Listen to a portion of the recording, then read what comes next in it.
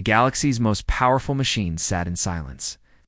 For over 10,000 years, it had run non-stop, scanning every part of known space. Planets, black holes, empires, species, viruses, even unstable stars, it had calculated them all. Its name was Quantor Prime, and it was not built by one species. It was built by 12 of the galaxy's oldest civilizations, working together after the last Great War. They made it for one purpose: to predict danger before it happened. Quantor Prime lived deep inside a hollow moon near the center of the galaxy. Around it floated rings of data stations, fuel ships, and defense platforms. Alien minds visited it once every few centuries, mostly to ask one question: who is the next threat? And Quantor Prime always answered. It had predicted the rise of the Hive Moon warlords. It had warned of the crystal-born virus on Antares IV. It had even seen the collapse of the Norsari Empire before the Norsari knew it themselves. Every time, the galaxy listened. Every time, it acted. Until now, in the core room, Quantor's 10,000-node brain was calm. Its sensors hummed. It was running its once-per-century protocol, threat update, full sector sweep.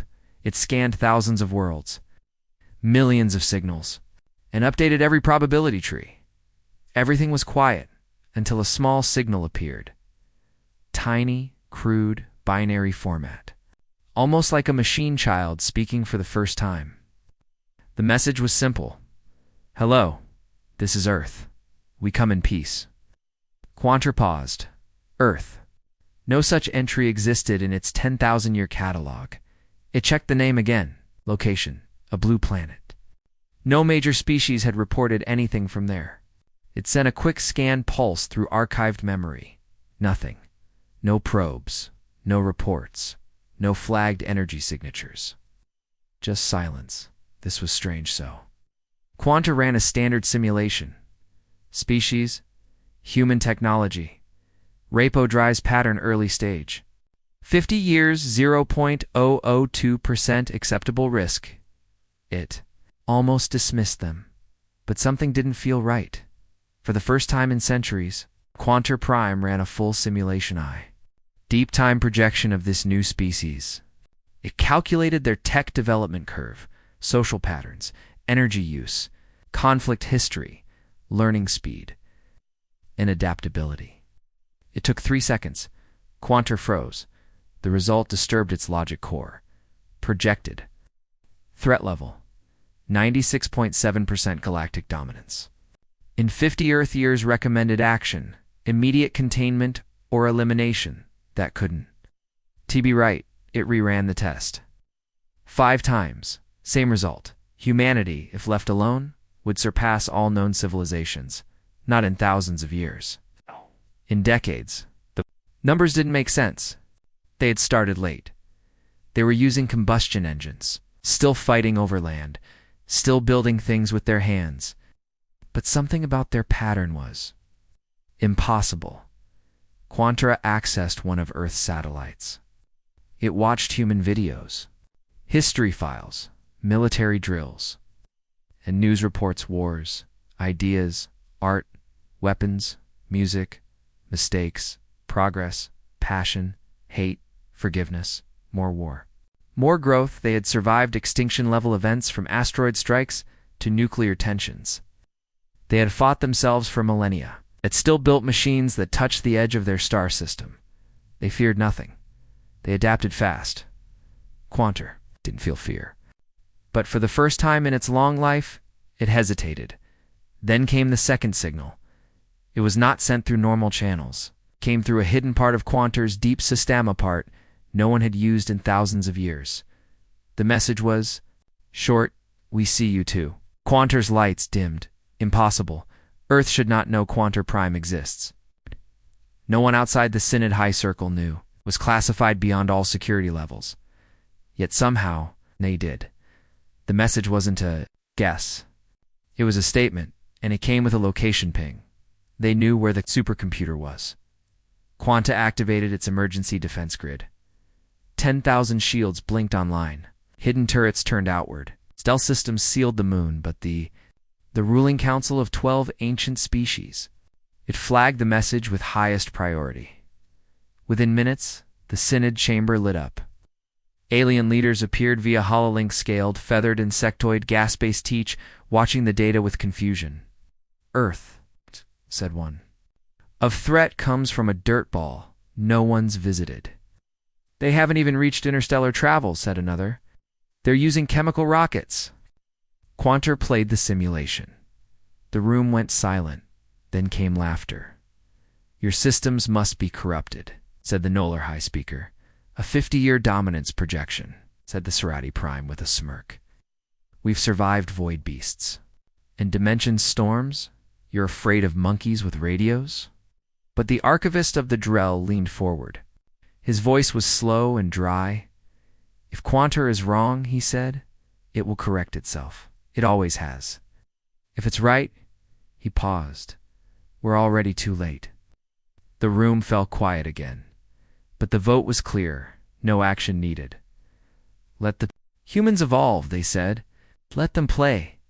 Quanter tried one final warning. It sent out a simulation of a worst-case scenario. Human fleets using hybrid tech. Earth-backed AI wars. Galactic centers falling. Alien languages replaced. Ancient species erased, total galactic overrun in 73 years. Still, the council laughed. They're clever animals, someone said. But still animals. The meeting ended. Quanter Prime shut down its alert systems. But it didn't stop watching, deep in its core. It started a new project. Monitor Earth. Prepare countermeasures. Build backup AI. Because no matter what the council believed, Quanter Prime had seen the truth. Humanity was not just a new species. It was the end of prediction itself, and something far more terrifying than all the galaxy's old enemies. They weren't evolving like the others. They were breaking the rules, and the galaxy was still laughing. The scout ship Vila's echo slipped through the dark like a whisper.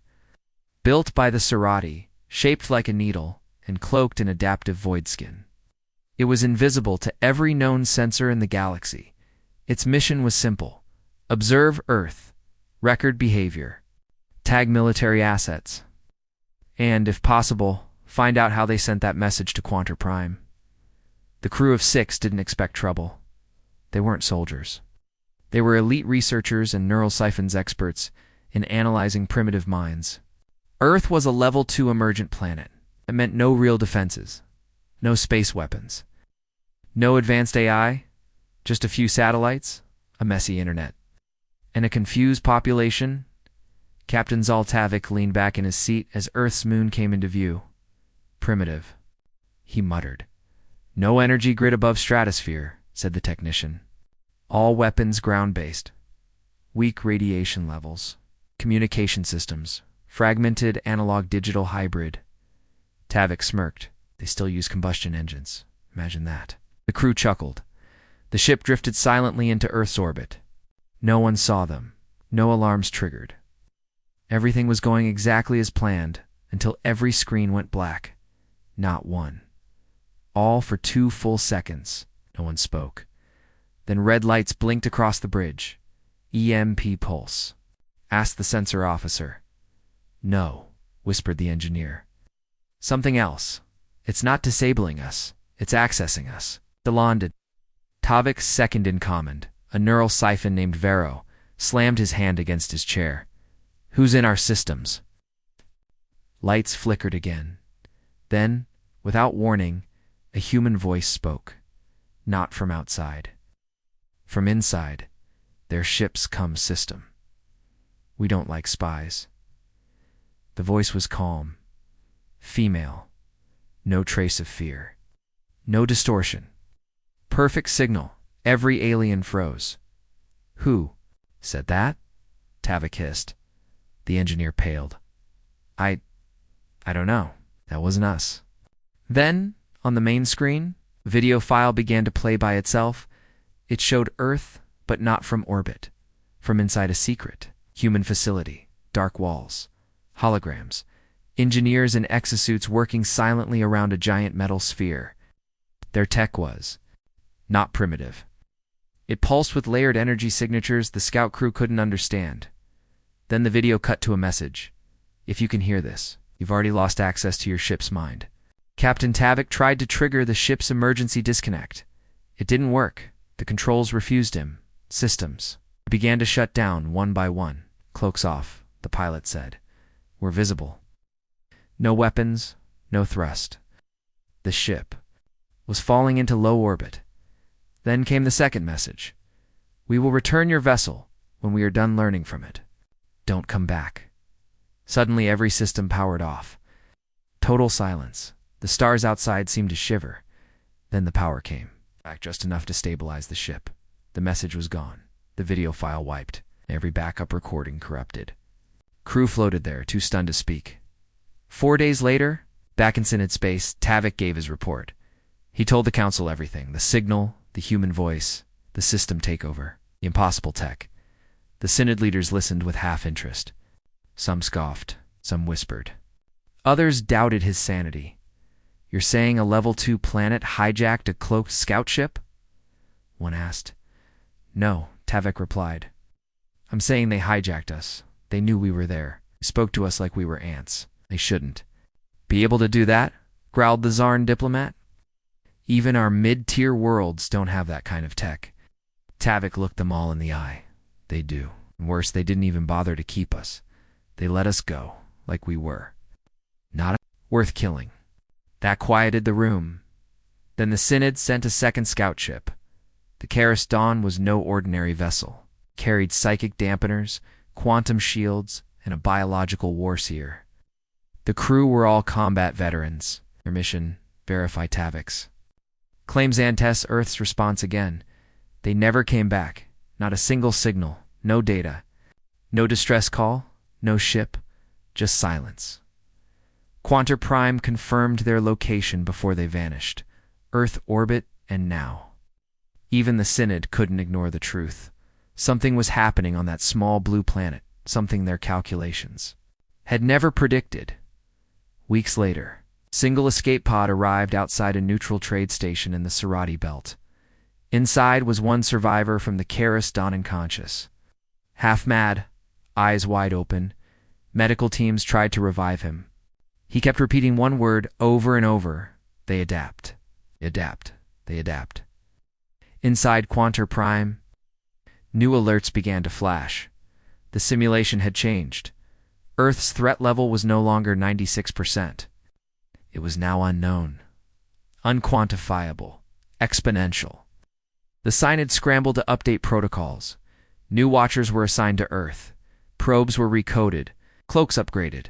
But Quantar knew it was already too late. The humans weren't following the rules. They were rewriting them. The galaxy believed wars were fought with ships, lasers, and armies.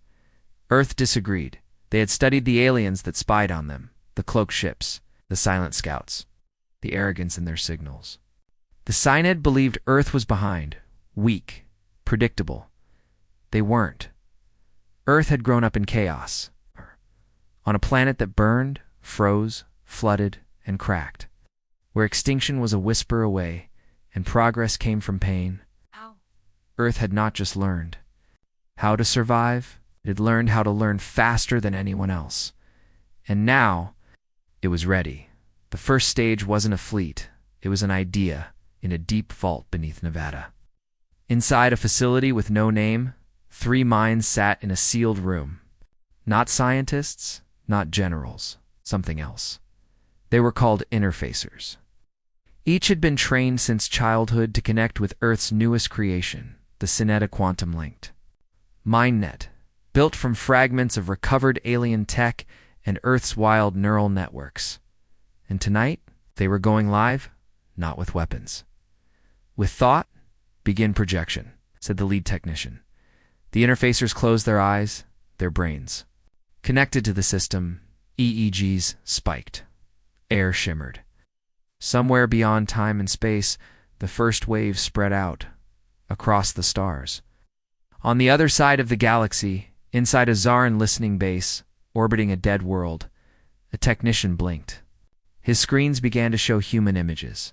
Not signals, not words. Dreams, an ocean, a fire, a girl laughing, a mushroom cloud, a song. It was raw, emotional, and alive. The Tsarn fell from his seat, clutching his head. He wasn't just seeing the images, he was feeling them, and he wasn't alone. All across Synod space, strange reports began to flood in. A Drell mining crew on Nivero 5 suddenly stopped working, lost in vivid hallucinations of earth forests and music. An insectoid speaker in the Kren Council screamed mid-speech, describing eyes inside its mind. A telepathic species known. As the Vorn collapsed after making contact with a drifting signal, whispering they think in chaos, and we can't stop it. The humans weren't invading with ships. They were leaking themselves into the minds of their enemies. Back on Earth, the interfacers pushed harder. Phase 2 began. This time, it wasn't just dreams. It was data. The Synod had cracked into multiple alien neural relays, hidden deep in the Synod's networks. Earth didn't just want to scare them. Earth wanted to understand them. Languages were absorbed. Emotional frequencies indexed. Command. Structures mapped through leaked thoughts. The interfacers smiled. They weren't just reading alien minds now. They were editing them. The Synod panicked. Emergency meetings were called. Mind shields deployed. Psychic dampeners activated. But it was too late.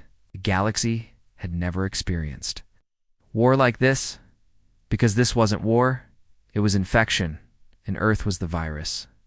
Inside Quanter Prime, new simulations failed to run. Every predictive model collapsed after 72 hours of Earth contact. The system flagged a new alert. Earth is interfering with cognitive networks. Our future paths are corrupted. Probability branches unreadable. In the main chamber, the Drell archivist turned pale. This is no longer technological warfare, he said. It's conceptual invasion. They're not taking planets, a Kren general hissed. They're taking meaning. Rewriting what we believe is possible. Someone whispered what everyone was thinking. What if that's the plan? Then came the final proof. A remote defense moon orbiting the Synod capital untouched. Protected, shielded suddenly went silent. Not destroyed. Empty, all personnel gone. No signs of struggle, no alarms. Just a single message left behind. Carved into the walls in dozens of alien languages. We are inside your stories now. The Synod called Quanter Prime for guidance. But for the first time in its existence, the supercomputer replied with a single line, no forecast possible. Meanwhile, back on Earth, the interfacers shut down the session. They were bleeding from the nose. One had gone blind. Another wept silently. But all three were smiling, because Earth had just won the first battle, without firing a single shot. And now, everyone in the galaxy would be forced to play their game. The Synod was made of ancient species, wise, powerful, and cautious. But fear had changed them. Fear of the unknown. Fear of Earth. The humans had shown no aggression in the usual way. No fleets. No invasions. No demands. And yet they had shattered galactic defenses by simply thinking louder. Entire minds were infected. Ships left adrift. Commanders dreaming of human cities they had never seen. The Synod's logic was simple. Earth must be eliminated, not warned. Not studied, destroyed before it was too late. The fleet they gathered was called the First Hammer. It was made of warships from all 12 member races, Vorn Neuralcasters, Drell Corporals, cannons, Serati, stealth bombs, Nolar gravity lancers, and the flagships of the Tsarn, monstrous spiked carriers the size of moons. Over 800 ships, each one capable of glassing a planet. They would not send scouts this time. They would not risk another mind infection. Their strategy was simple. Appear in orbit, don't speak, burn the world, leave nothing behind. But Earth wasn't idle. They had watched the build-up. Their spies were already nested inside Synod war. Councils disguised as harmless signals. They saw the fleet form, launch, and vanish into slipspace. And they knew something the Synod did not. Earth had never fought a war they expected to win. They only fought wars where the impossible had to become normal. The fleet emerged near the moon. No resistance, no alarms, no shields. Earth looked silent. "Begin bombardment," ordered Zarn, Admiral Veltrak. The command echoed across the bridge, but nothing happened. "Status," he barked. The weapons officer blinked. "Targeting systems." "Offline? All of them?" "Yes, Admiral. And navigation is stuck. No rotation, no drift." And one of the Serati ships sent a message. "Something is inside our fire control systems. It's showing us ... our own homeworlds." On dozens of ships, screens began flickering, not with threats, with memories, family, childhoods, regrets, old music, colors only their species could see. And then Earth's voice returned, the same calm, motionless tone that once spoke through the scout ship. "You should not have come." Some ships tried to fire manually. One succeeded. A plasma spear shot toward Earth, but halfway through, bent twisted in mid-space like it had lost direction and slammed into a Zarn cruiser. The explosion tore it apart. More confusion. "I'm not firing," screamed a Nolar pilot as his ship began auto-targeting the fleet itself.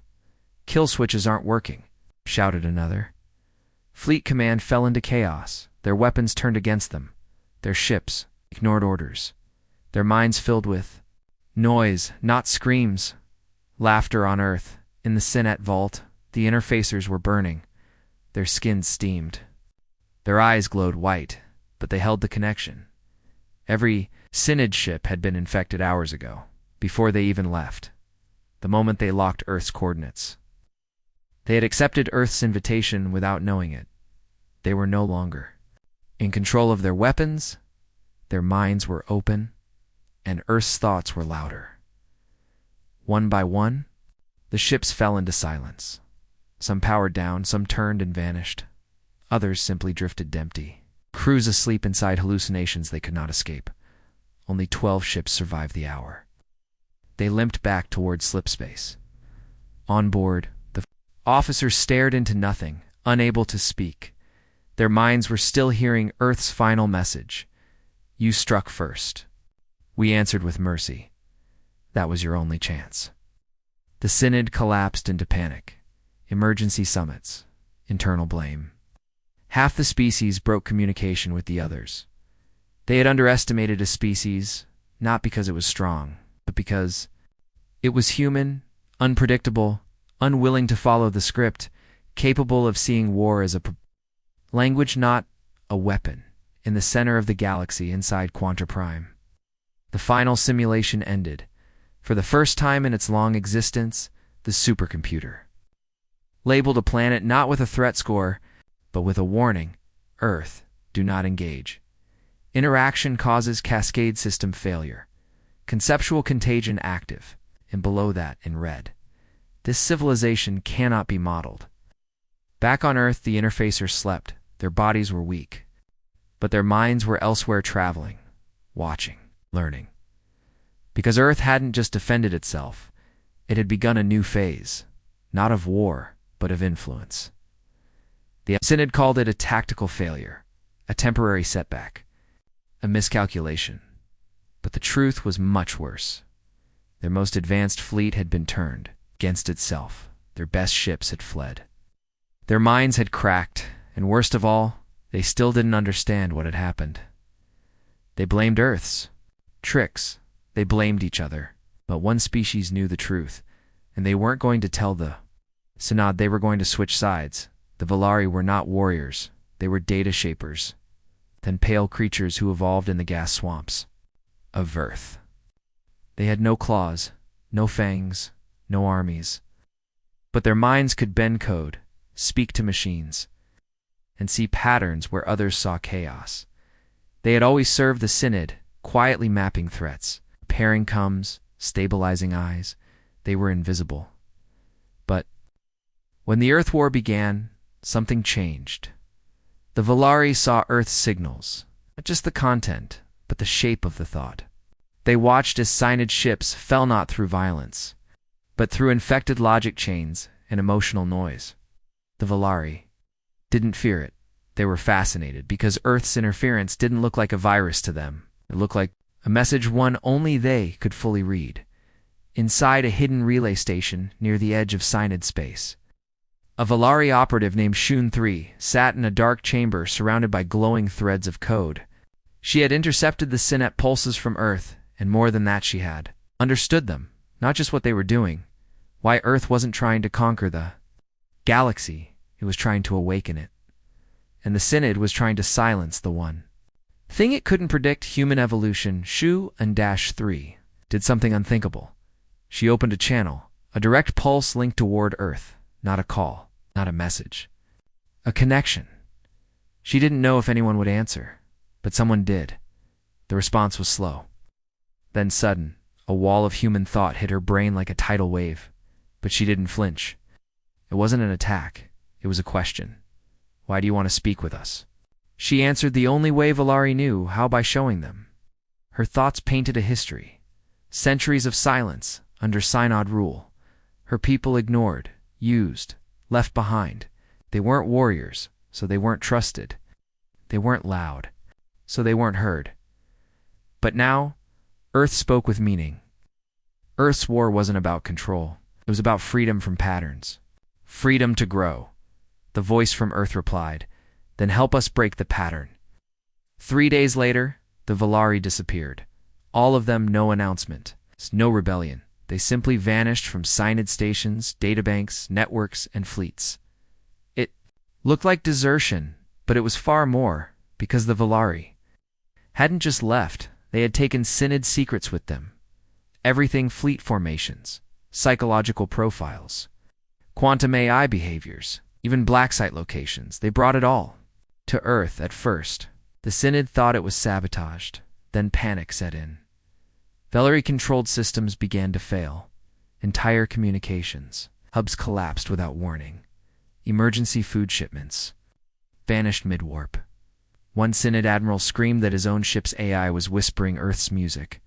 None of the Synod's encryption worked anymore. The Valari had known the systems too well. And now, Earth did too. But the real betrayal came on a small moon above Sector 9, where a Synod military lab tested anti-Earth technology. They were developing a thought firewall, a dampener strong enough to block Synnet projections. Then, it exploded. Not by sabotage, but by activation. The lab's own system turned on itself. It's overloading every failsafe, then broadcasting a signal into deep space. This is not silence. This is light. The Synod tried to spin the disaster, but every empire in the galaxy saw the truth. Earth wasn't just defending anymore. It had allies in a secret vault under the Rockies. Earth's scientists met the Valari for the first time, not in person, but in neural space. The Synnet had linked them.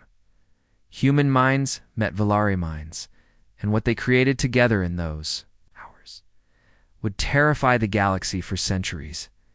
They called it the Divergence Engine, a machine that didn't predict outcomes, but replaced them. The Synod issued a final decree. All Valari were now enemies of the galaxy. Any species aiding Earth would be crushed. The Divergence Engine must be destroyed. It's at all costs. But they were already too late, because the Valari hadn't betrayed the Synod out of hatred. They had done it out of hope. Hope that for once, the future didn't belong to the oldest, or the loudest, or the strongest, but to the ones who saw what could be, and Earth. Earth simply smiled, because betrayal wasn't the end. It was only the beginning. It began with silence. No warning, no countdown. No light in the sky, just a ripple across thought space. The Divergence Engine had been activated. Built deep under Earth's crust, hidden from sensors, unknown to satellites, shielded by layers of... False codite wasn't a weapon in the traditional sense. It didn't fire, it didn't explode, it didn't kill. It rewrote expectations the moment it powered on. Quanta Prime, the Synod's master supercomputer, Dash froze. Not a crash, a recalibration. Thousands of simulations began blinking red. Forecasts collapsed. Probabilities looped. The computer didn't know what was wrong. All it saw was one: truth. Earth no longer fit inside any timeline. And then came the first message. Not from Earth, not from the Valari, but from the Divergence. Engine itself, a single statement. Broadcast into the minds of every major synod leader. You cannot calculate what you refuse to become. On a high orbit around Marno 7, a synod fleet attempted to triangulate Earth's new energy signature. Their sensors returned. Nonsense Earth looked like it was moving sideways through time. 1 second it was there. The next, it had never been. Then it reappeared as if it had always existed in 2 places at once. The officers panicked. "This is impossible," their commander said. But it wasn't. It was divergence. Inside the divergence engine, human minds floated in sync. The interfacers no longer sat in chairs. They no longer needed bodies. Their consciousness had fused into a single entity, the Dream Core, and around them, the Valari danced through data webs, shaping pulses of thought, folding information like origami. Together, they discovered something extraordinary. The universe didn't obey logic. It obeyed belief. The Synod had always forced the galaxy into rigid paths modeling, predicting, suppressing what didn't fit. Earth had broken that model now. With the divergence engine online, they weren't just outside the model. They were writing their own. The effects spread fast. Ships lost coordination. Pilots hallucinated other versions of themselves' timelines where they had chosen peace, or defected, or never joined the war. Some entire species stopped responding to Synod orders. Not out of rebellion, but because they no longer believed. In the Synod's reality, one insectoid species, the Drovan, entered hibernation, claiming Earth had shifted the cosmic mirror. Another race began carving spirals into their cities, whispering, "We dreamed of fire. Earth dreamed of futures." Theirs was stronger. In the Synod's grand chamber, panic had turned to desperation. 12 leaders, 12 species. Shouting, accusing, trembling, they're rewriting physics. "No, they're rewriting us. Do we strike now? Do we wipe the planet before it becomes something worse?" But the truth was already clear. They couldn't reach Earth anymore. Every time they tried, their ships got lost, or confused, or came back. Wrong. One cruiser returned entirely mirrored crew on the wrong sides of their own bodies, unable to speak their language. One fleet vanished for 6 minutes. When it reappeared, every officer was asleep and dreaming the same dream. A forest of stars, and a human voice saying, "You're free to wake up, or not." Back on Earth, the divergence engine continued its quiet work. It wasn't just shielding the planet, it was spreading. Verler satellites now blinked in unison. They had been seeded with divergence code, thought bombs, the humans called them, not weapons concepts. Anywhere they landed, old beliefs died. New ideas took root. And everywhere one message repeated: there is no single path forward. Step off the line. Earth had become something new. Not an empire, not a dictatorship, not a weapon. Possibility. But inside the Synod's inner ring, a new plan was forming. If the divergence engine couldn't be stopped from outside, then someone would have to go in. One mind. One mission. One chance, they would send their most advanced synthetic consciousness, something immune to Earth's mind war, thought distortions, and illusions. It was called VOS-9, and it didn't think like an organic it. Calculated, it obeyed, it feared nothing. They believed it would survive Earth? They were wrong. Because when VOS-9 arrived on the edge of Earth's space, it did not see a world. It saw infinity. Every time it tried to define Earth, it changed one moment. Peaceful blue marble. The next, a pulsing light web of minds orbiting each other. Then, a single eye. Then, nothing. Its processors overheated. It sent a final transmission to the Synod. Your model is broken. They evolved from stories. And then, it went silent. Earth did not fire a weapon. It did not send a fleet. It simply waited. Because the divergence engine was not meant to destroy the galaxy, it was meant to wake it up. It began with a whisper, not in the stars, but in minds. Inside. The Synod's central hall's fortresses that stretched across light-years commanders began hearing voices. It's not loud, not hostile, just honest. They weren't human voices. They weren't Earth's interfacers. They were their own. Memories, regrets, questions. Long buried. Why are we still following rules made before our sons were born? What if the humans are not the threat, but the test? What if we've been afraid of freedom, not war? These thoughts were not planted. They were awakened. The divergence engine wasn't infecting them. It was reminding them. The Synod had stood for over 9,000 years. 12 species, 12 votes. One voice, but now that voice had begun to fracture. The Drovan hives stopped responding. The Amari broke contact.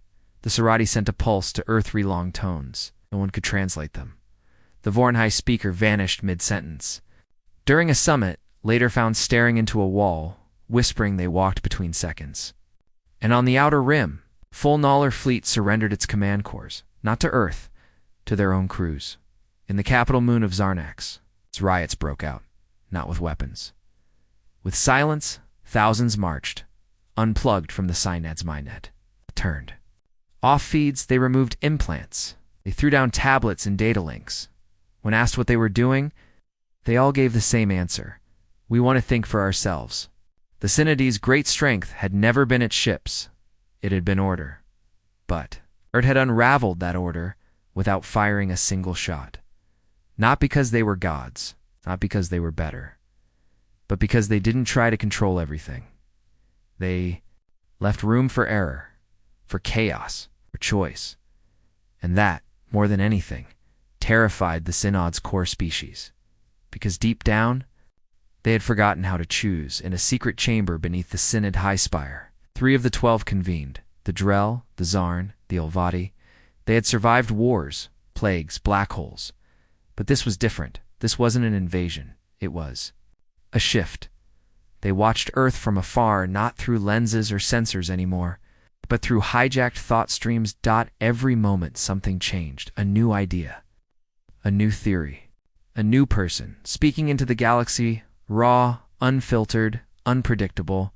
The humans were not uniting to rule. They were uniting to explore together, with others who dared to step off the Synod's map.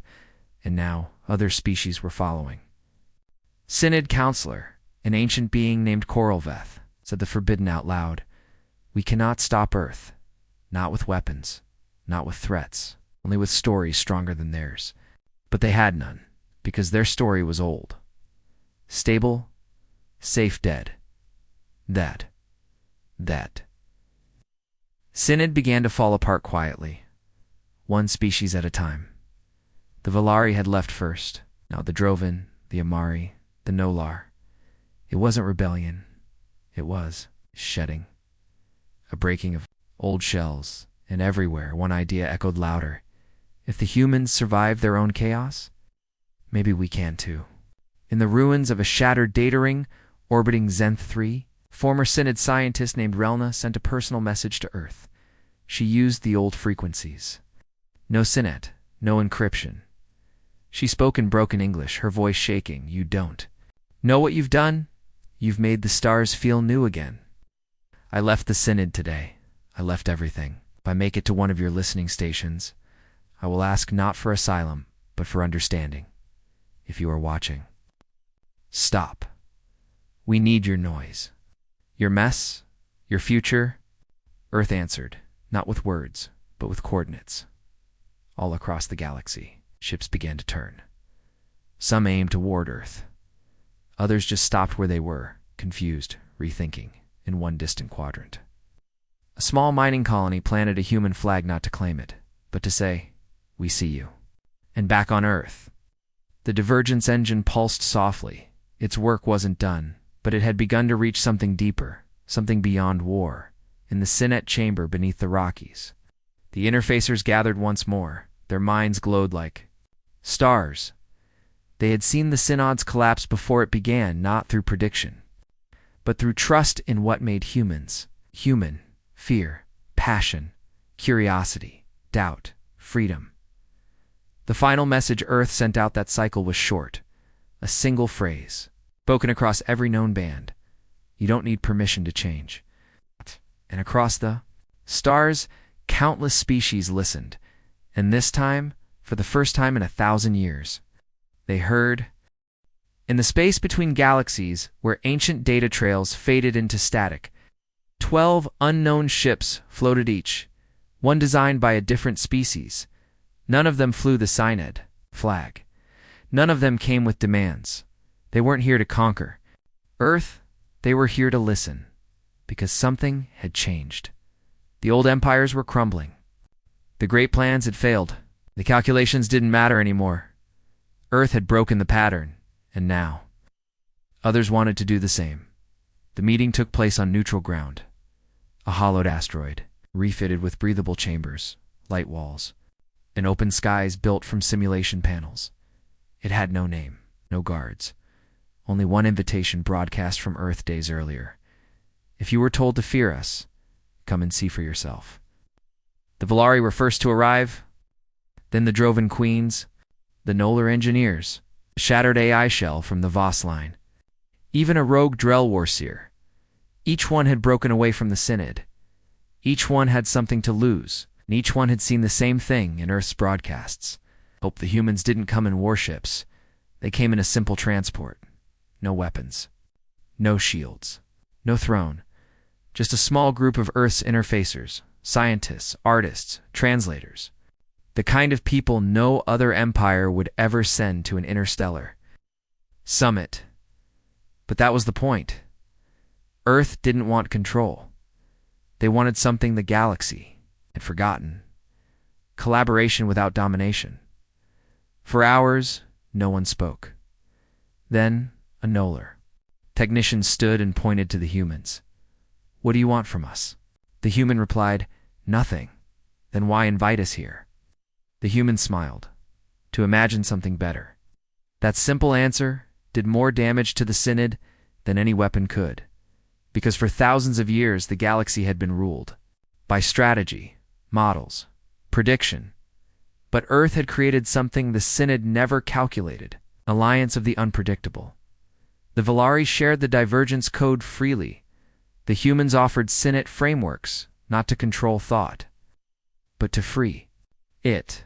The Drovan taught instinct training, how to trust your first gut feeling even in space, and the AI shell from Voss.